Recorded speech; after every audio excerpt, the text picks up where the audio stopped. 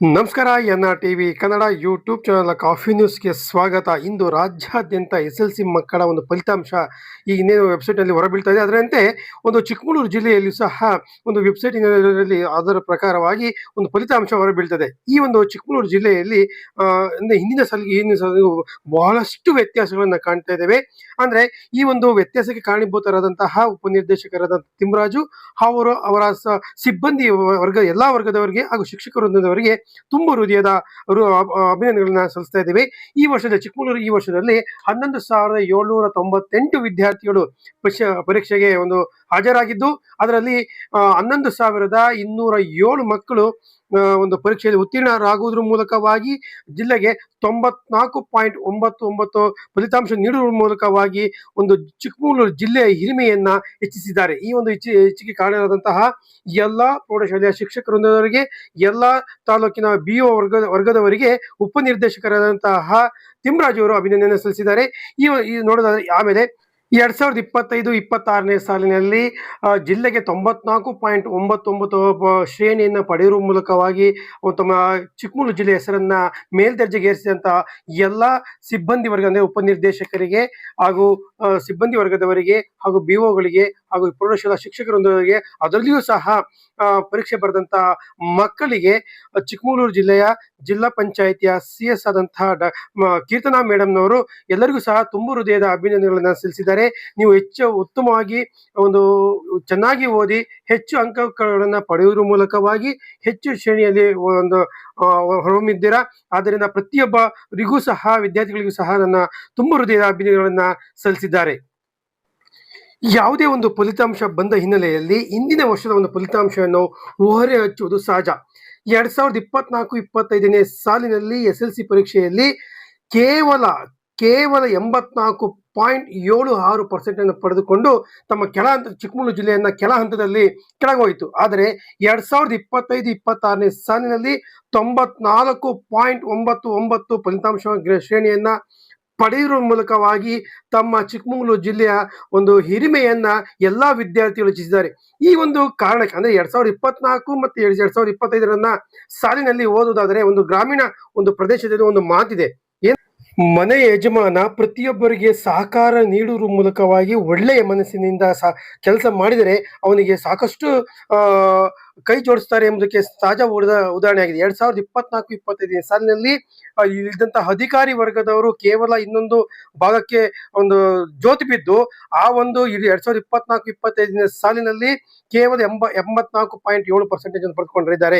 ಆ ಎರಡು ಫಲಿತಾಂಶಗಳನ್ನ ನಾವು ಓರೆ ಹಚ್ಚಿ ನೋಡಿದಾಗ 2024 ಮತ್ತು 25ನೇ ಸಾಲಿನಲ್ಲಿ ಒಂದು ಶಿಕ್ಷಕ ವೃಂದದವರಿಗೆ ಹಾಗೂ ಅಧಿಕಾರಿ ವೃಂದದವರಿಗೆ ಇಲ್ಲಿನ ಉಪನಿರ್ದೇಶಕರಾದಂತವರು ಯಾವ ರೀತಿಯಾಗಿ ಕೈ ಜೋಡಿಸಿದ್ರು, ಯಾವ ರೀತಿಯಾಗಿ ಸಹಕಾರ ನೀಡಿದ್ರು ಎಂಬುದು ಗೊತ್ತಾಗ್ತದೆ. ಯಾಕೆಂತಂದ್ರೆ ಹೆಚ್ಚು ಸಹಕಾರವನ್ನ ನೀಡಿದ್ದೇ ಆಗಿದ್ದಿದ್ರೆ ಉಪನಿರ್ದೇಶಕರು ಮತ್ತೆ ಶಿಕ್ಷಕ ವೃಂದದವರಿಗೆ ಹಾಗೂ ಅಧಿಕಾರಿಗಳು ಸಹಕಾರ ನೀಡಿದ್ದೇ ಆಗಿದ್ದಿದ್ರೆ ಅವರು ಹೆಚ್ಚು ಫಲಿತಾಂಶ ತರಿಸಿಕೊಡ್ಲಿಕ್ಕೆ ಸಹಕಾರಿ ಆಗ್ತಿದ್ರು. ಆದ್ರೆ ಅವರು ವಿಫಲತೆಯನ್ನ ಹಿಂದಿನ ಉಪನಿರ್ದೇಶಕರಂತ ಪುಟ್ಟರಾಜ್ ಅವರು ಒಂದು ವಿಫಲತೆಯನ್ನ ಕಂಡುಕೊಂಡಿದ್ದಾರೆ.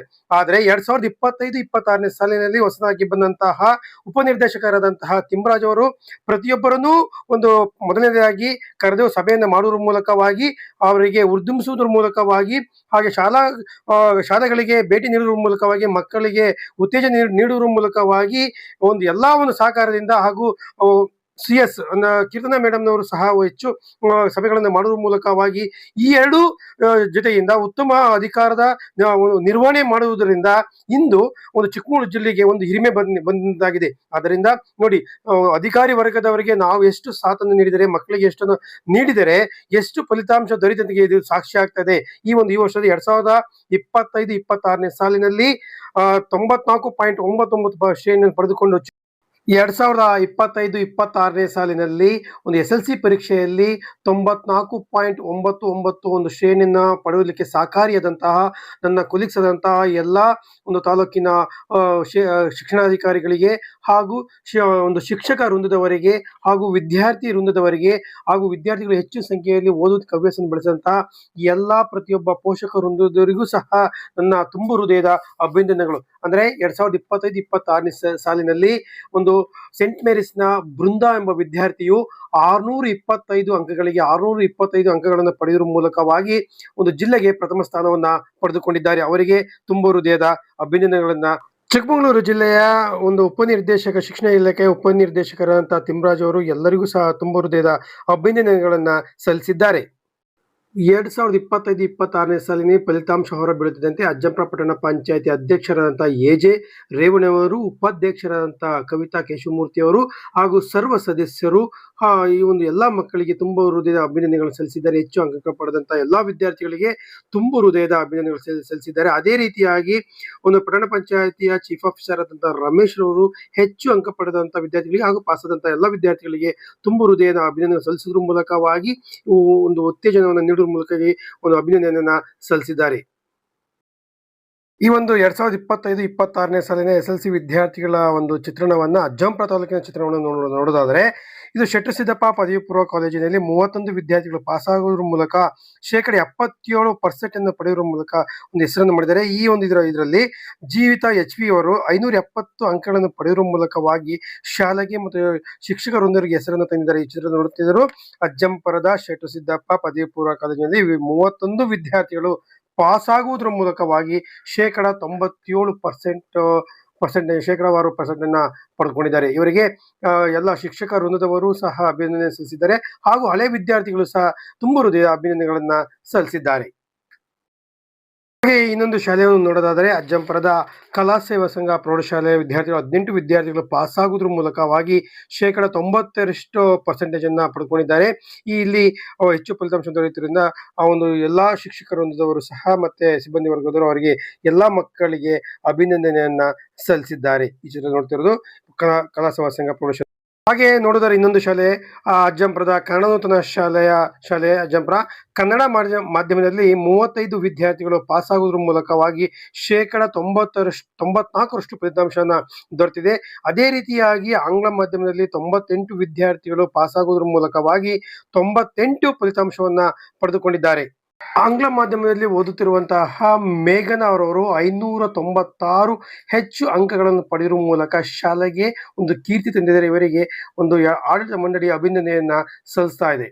ಹಾಗೆ ನೋಡೋದಾದರೆ ಶಿವನಿ ಆರ್ಎಸ್ನ ಶ್ರೀ ಶಾರದಾ ಪ್ರೌಢಶಾಲೆಯಲ್ಲಿ 88% ಫಲಿತಾಂಶವನ್ನು ಮಕ್ಕಳು ತಂದುಕೊಂಡಿದ್ದಾರೆ. ಅದರಲ್ಲಿ ಮಾನಸಾರ್ ಅವರು 577 ಹೆಚ್ಚು ಅಂಕಗಳನ್ನು ಪಡೆಯುವುದರ ಮೂಲಕವಾಗಿ ಶಾಲೆಗೆ ಮತ್ತು ಊರಿಗೆ ಒಂದು ಕೀರ್ತಿ ತಂದಿದ್ದಾರೆ. ಇವರಿಗೆ ಒಂದು ಶಿಕ್ಷಕರೊಂದಿರುವ ಅಭಿನಂದನೆಯನ್ನ ಸಲ್ಲಿಸಿದ್ದಾರೆ. ಅದೇ ರೀತಿಯಾಗಿ ಇನ್ನೊಂದು ಶಾಲೆ ನೋಡೋದಾದ್ರೆ ವಾಸವಿ ಪ್ರೌಢಶಾಲೆ ಅಜ್ಜಂಪುರ. ಇಲ್ಲಿ 24 ವಿದ್ಯಾರ್ಥಿಗಳು ವ್ಯಾಸಂಗ ಮಾಡಿದ್ದು ಈ ಒಂದು 24 ವಿದ್ಯಾರ್ಥಿಗಳು ಸಹ ಪಾಸ್ ಆಗುವುದರ ಮೂಲಕವಾಗಿ 100% ಫಲಿತಾಂಶ ದೊರೆತಿದೆ. ಇದರಲ್ಲಿ ಉಲ್ಲಾಸ್ ಎಂಬ ವಿದ್ಯಾರ್ಥಿ 611 ಅಂಕಗಳನ್ನು ಪಡೆಯುವ ಮೂಲಕವಾಗಿ ಶಾಲೆಗೆ ಮತ್ತು ಊರಿಗೆ ಕೀರ್ತಿ ತಂದಿದ್ದಾರೆ. ಇವರಿಗೆ ಶಿಕ್ಷಕರೊಂದಿರು ಆಡಳಿತ ಮಂಡಳಿಯವರು ಅಭಿನಂದನೆಯನ್ನ ಸಲ್ಲಿಸಿದ್ದಾರೆ.